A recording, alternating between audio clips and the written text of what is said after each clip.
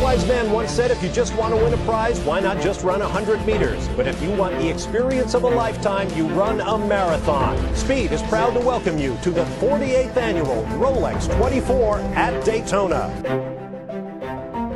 I was with Von Barker-Lowell's, and that ended rather abruptly at the end of 2009. See American Greed. Then I was free to look for other work.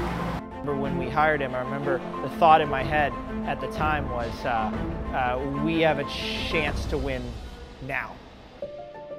This is on board multi-time series champion Craig Stanton and one of the new teams in Rolex GT competition, Magnus Racing. My first real big race in the States was with Magnus Racing, and that's where I started my US career.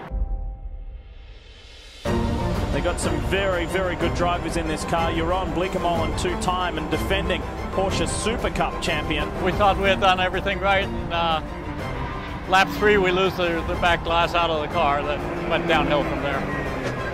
There goes the window.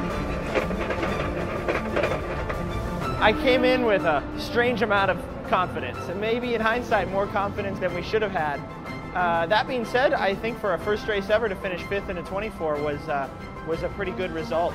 And it's state now, do you expect it to hold up for the duration? Well, we should. We've been putting more and more tape on every time we stop. I think we're going to run out of tape before we run out of windows, so we'll see what happens, but it should be good. I really like this guy. It's some new blood to you can tell he's a character. There's no question about it.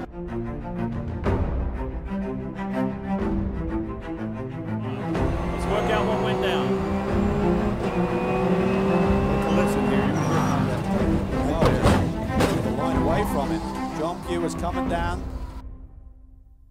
In 2010 and 11, we had a pretty good season as a rollout team. Pretty good seasons. We had some podiums. And also a thrilling drive here for Craig Stanton and John Potter in the 44 Magnus Racing Porsche. And there'll be some delighted people if positions stay as is. 2 minutes to go.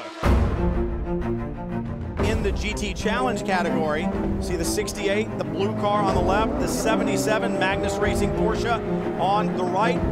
Craig Stanton behind the wheel of the green and white Porsche, and it is a drag race down to turn 9. Oh, and they're so close. They touch wheels. Oh, man. Big hit. That is a huge one. Our first 2 years, we did have high expectations that weren't quite met, but yeah, in hindsight, I think we did an excellent job.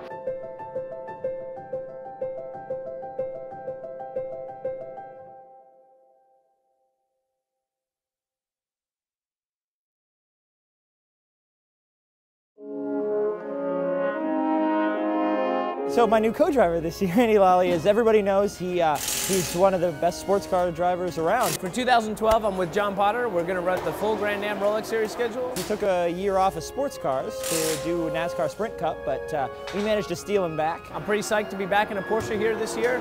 We've got a good group of guys. Andy Lally does come from a great pedigree, but so do horses, and in the end, they still end up in the glue factory.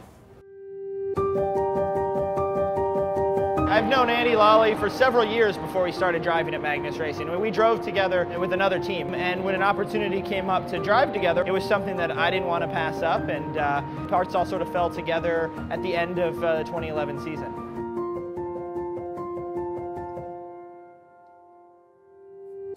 Live from Daytona International Speedway, a huge field of national and international racing superstars have gathered to compete in one of the most unique and demanding challenges in this milestone 50th anniversary edition of the Rolex 24. The GT class in the 2012 Daytona 24-hour was the most highly subscribed class in 24-hour history. I got Andy in the seat, and I had worked with Andy for a long time, and we'd won a championship together, so I knew it was going to be a solid setup. And this is for the lead in class. Mark Lead has it. 59, Andy Lally in the 44. Boy, that Andy's when he gets behind the wheel, isn't he? I mean, he just really drives the bejesus out of these things. It was for sure a tough race, but we also lucked out in being the team that had been with Porsche consistently for a few years, and we had some pull with them, and we